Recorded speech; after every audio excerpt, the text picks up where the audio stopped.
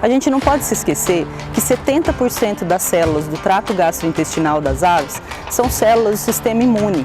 Então é muito importante manter a integridade intestinal dessas aves.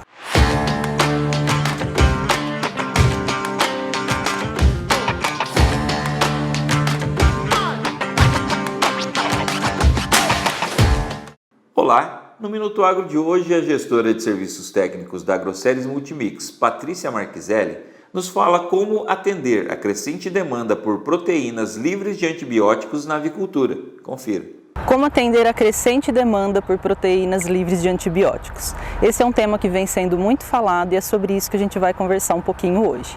Claro que não tem como negar que os antibióticos melhoradores de desempenho, eles realmente funcionam e por meio deles foi possível alcançar grandes ganhos zootécnicos a um baixo custo.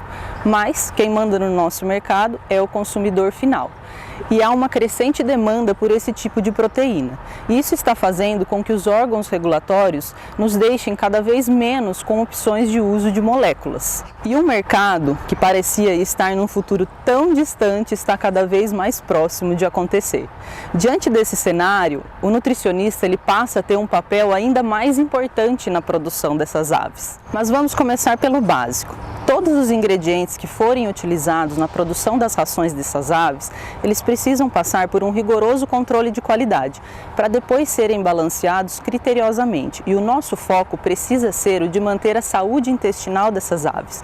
A gente não pode se esquecer que 70% das células do trato gastrointestinal das aves são células do sistema imune.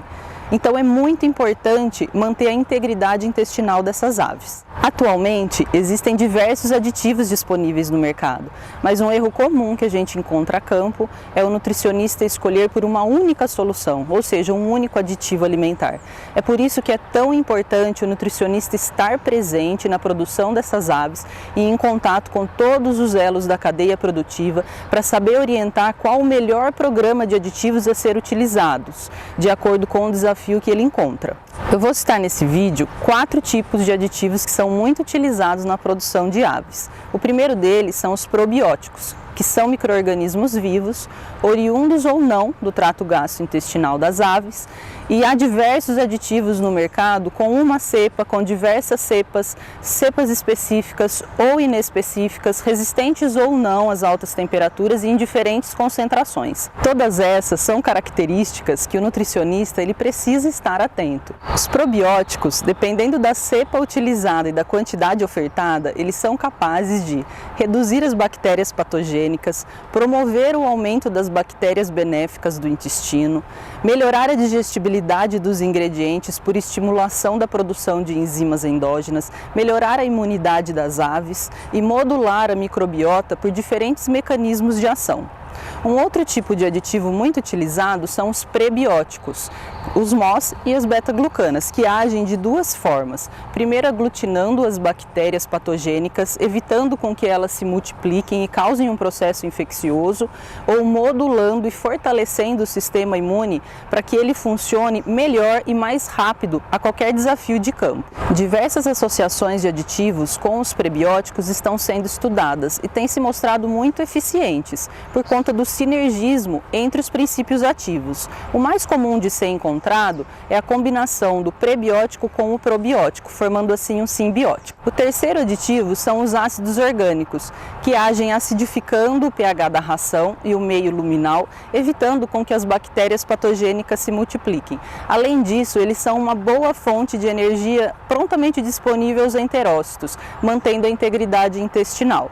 E o último aditivo que eu queria falar para vocês são os aditivos fitogênicos, formado pelos óleos essenciais e pelos extratos vegetais. Além de excelentes palatabilizantes, eles podem agir como antimicrobianos, antioxidantes, anti-inflamatórios e imunoestimulantes, todos com foco na saúde intestinal. E o que vai determinar esse tipo de ação?